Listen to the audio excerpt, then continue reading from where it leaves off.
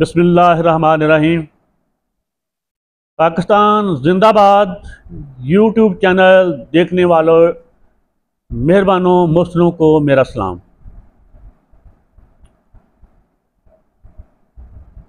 आजकल फ़लस्तीन का मौजू सारी दुनिया में सरे फहरिस्त है और मैं ज़िंदगी के जिस मुकाम पे हूँ, जितने मैंने माहो साल ज़िंदगी के बिता लिए हैं और जो कुछ मैंने ज़िंदगी में गंवाया या हासिल किया, उस हिसाब से मेरे लिए अब मेरी ज़िंदगी का सबसे अहम तरीन मसला, सबसे अहम तरीन मामला वो फ़लस्तीनियों की जंग आज़ादी है। बज़ाहिर तो ये फ़लस्तीनियों की जंग आज़ादी है, लेकिन इसके साथ तमाम दुनिया का मुस्तक़बिल जुड़ा हुआ है। वो अमन का हो, वो जंग का हो, वो तबाही बर्बादी का हो, या फिर वो खुशहाली का हो, अमन सुकून चैन का हो। पूरा अर्ज़ में अब मुस्तक़बिल करीब में, हफ्तों में, महीनों में, दिनों में जो भी रास्ता निकलना है जंग का, अमन का, बर्बादी का या तमीर का, तख़रीब का, तमीर का, वो रास्ता सिर्फ़ और सिर्फ अर्ज़ मुक़द्दस से निकलना है। अब अर्ज़ मुक़द्दस तय करेगी कि दुनिया ने किस करवट आगे चलना है। तो मैं अपनी बसात के मुताबिक आपको अपडेट कर रहा हूँ। मैं इसे जंग नहीं कह रहा, मैं इसे हमेशा ये समझता हूँ कि ये फ़लस्तीनियों की जंग आज़ादी है।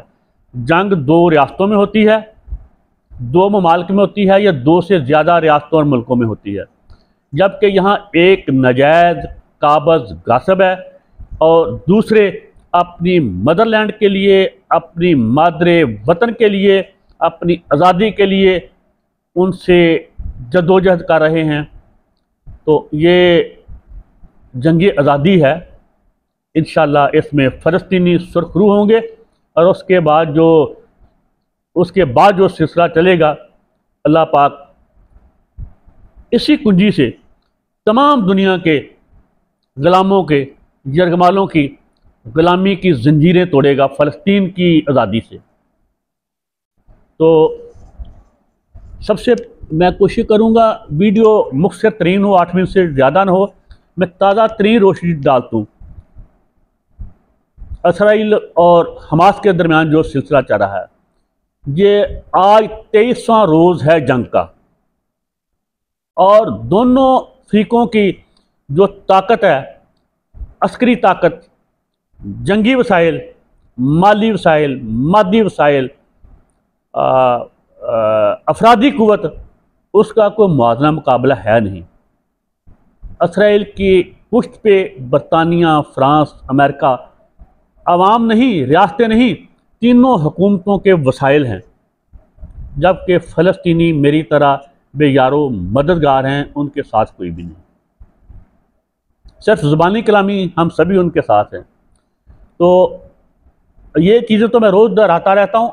अब आपको बता दूँ, ये जंग ख़त्म नहीं होगी, ये जंग फैसला कुन है। जब तक इसका हतमी हल फैसला नहीं निकलेगा, ये जंग ख़त्म नहीं होगी। इसमें 2-4 घंटे का या 1-2 दिन का वक़्फ़ा तो आ सकता है, आर्ज़ी जंग बंदी हो सकती है, लेकिन मुकम्मल जंग बंदी नहीं होगी। एक ही सूरत है, या तो नौज़ बिल्ला, मेरे मुंह में खाक, मेरे मुंह में खाक। मैं मुसलमान नहीं कहूँगा, फ़लस्तीनी कहूँगा। फ़लस्तीनियों में यहूदी भी हैं, ईसाई भी हैं, मुसलमान भी हैं, सितारा परस्त भी हैं, ज़बूर परस्त भी हैं, जो सदियों से फ़लस्तीन की ज़मीन के मालिक हैं, उनको मैं कह रहा हूँ। और वो सभी मुसलमानों के साथ यहूदी भी शामिल हैं, ईसाई भी शामिल हैं, जो गासिब इसराइल के साथ जंग में मशगूल हैं। और मैं यहूदियों का कतन कतन मुखालफ नहीं, ना दुश्मनों, ना ईसाइयों का, ना हिंदुओं का। इस वक्त तीन ही जगह पे मुसलमानों का टकराव हो रहा है। एक तो ईसाई दुनिया की हुकूमतें, ईसाई नहीं, ईसाई दुनिया की जालिम जाबर नजायज़ हुकूमतें, वो बेशक जमहूरियत के वतन से फूटी हैं लेकिन हैं नजायज़। जमहूरियत में नजायज़ बहुत कुछ होता है। वहाँ की डीप स्टेट किसी भी नापसंदीदा शख्स को आने नहीं देती इक़्तिदार में जमहूरियत के रास्ते। एक उनसे मुसलमानों का टकराव हो रहा है, मजलूम मुसलमानों का। एक यहूदियों से नहीं, अस्तगफिरुल्लाह, जो इसराइल की सूरत में यहूदी फ़लस्तीनियों पे काबज़ हैं उनसे। तीसरा, हिंदुस्तान से मकबूजा कश्मीर वालों का या सिखों का टकराव हो रहा है, तो वो भी हिंदुओं से नहीं।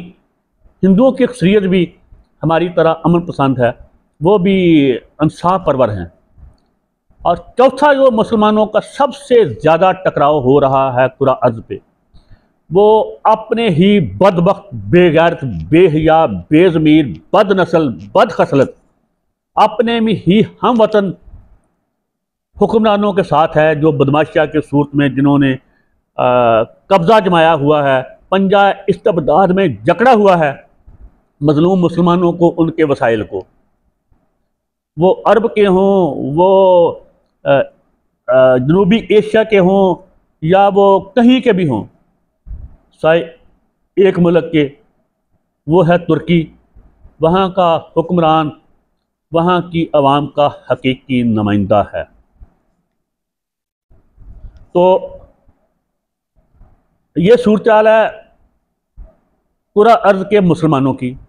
अब इससे आगे बात बढ़ाते हैं।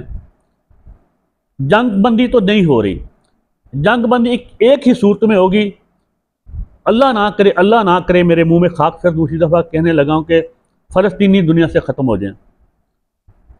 इंशाअल्लाह वो तो नहीं ख़त्म होंगे। दूसरी सूरत यह है कि इसराइल का वजूद दुनिया से मिट जाए, और इंशाअल्लाह ये होने जा रहा है।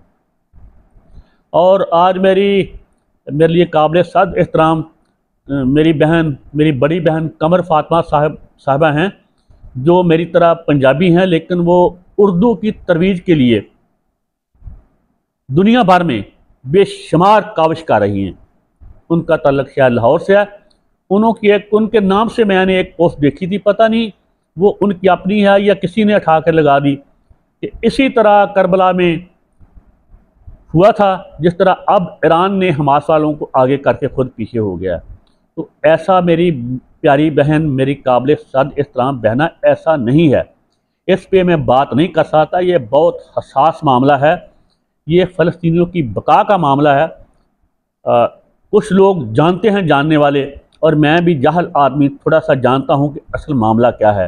ईरान आगे क्यों नहीं हो रहा, हिजबुल्लाह आगे अमली तौर पे क्यों नहीं हो रहे, जबकि इसराइल की पूरी कोशिश है वो हिजबुल्लाह को, शाम को, मिस्र को, ईरान को इस जंग में एंगेज करे। लेकिन इसकी एक तस्वीराती अस्करी हरबी वजह है, वो मैं यहाँ कभी किसी सूरत नहीं बयान कर सकता कि क्या वजह है। बाकी हिजबुल्लाह, जिहाद इस्लामी तो उनके साथ हमास के शाना बशाना है, हिजबुल्लाह भी उनके शाना बशाना साथ है हर तरह, ईरान भी। लेकिन कुछ वजूहात हैं। ये यहीं बात रोकता हूँ, वीडियो तो फिर मेरा ख्याल 8 मिनट की होगी। अगली बात पे आता हूँ। फ़लस्तीन की जंग आज़ादी ने सिर्फ इसराइल फ़लस्तीनियों को मुतासर नहीं किया, ये जंग अब जारी है पूरा अर्ज़ पे। हर दुनिया के हर खिते में, हर मुल्क में, हर जगह ये जंग जारी है। ये जंग मुसलमानों यहूदियों के मबैन नहीं, ना ही ईसाइयों यहूदियों और मुसलमानों के मबैन है।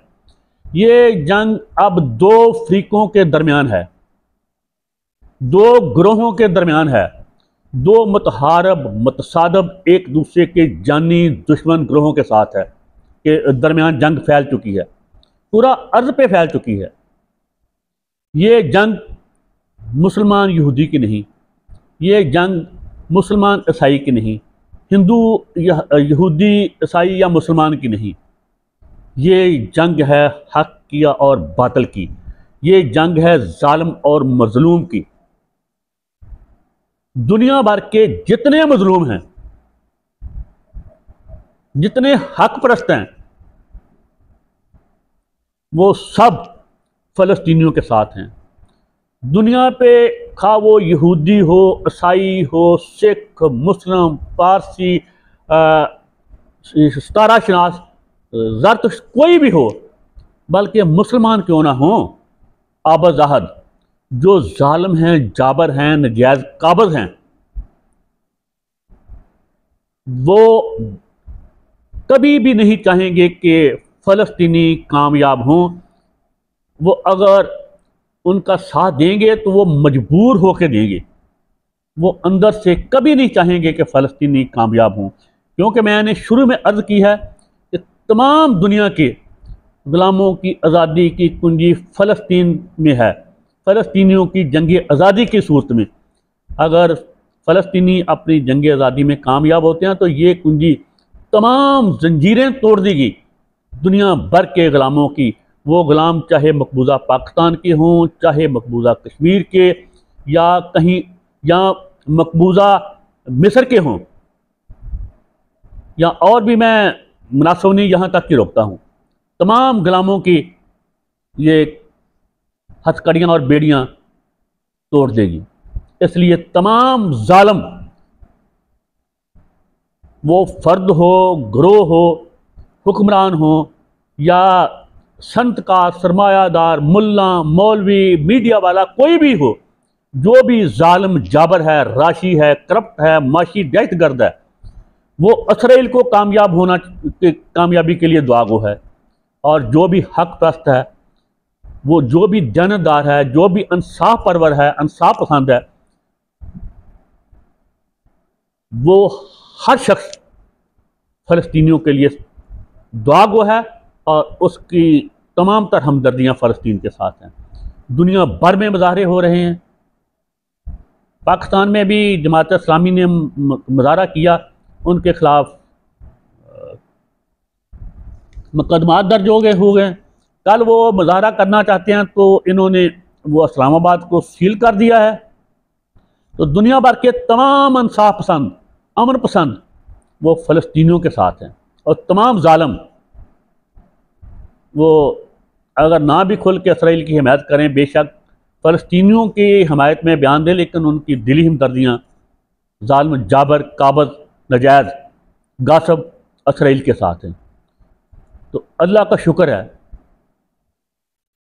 फ़लस्तीनियों ने अपना मुक़द्दस खून पेश करके शीरखारों का, नौनहालों का, नौउम्रों का, जवानों का, बूढ़ों का, ज़ईफ़ों का, औरतों का, मर्दों का, बच्चों का, बच्चियों का मुक़द्दस खून पेश करके, अपने जिस्मों के चीथड़े बनवा के तमाम दुनिया के गुलामों के लिए एक राह अमल मुतय्यन कर दी है कि जब इंसान हक पे हो, उसके लिए बहुत से मादी वसाइल की ज़रूरत नहीं होती।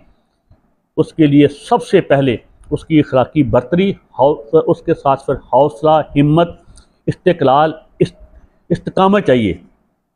तो कोई भी दुनिया की ताकत जिसके पास ये सब्र शुक्र के साथ हथियार हो, उनको तादेर गुलाम नहीं बना सकती। इसके साथ ही याद दीजिए, इंशाअल्लाह ज़िंदगी रही तो अगली वीडियो में फिर मुलाकात होगी। पाकिस्तान जिंदाबाद, फ़लस्तीनी पाइंदाबाद। अल्लाह हाफ़िज़।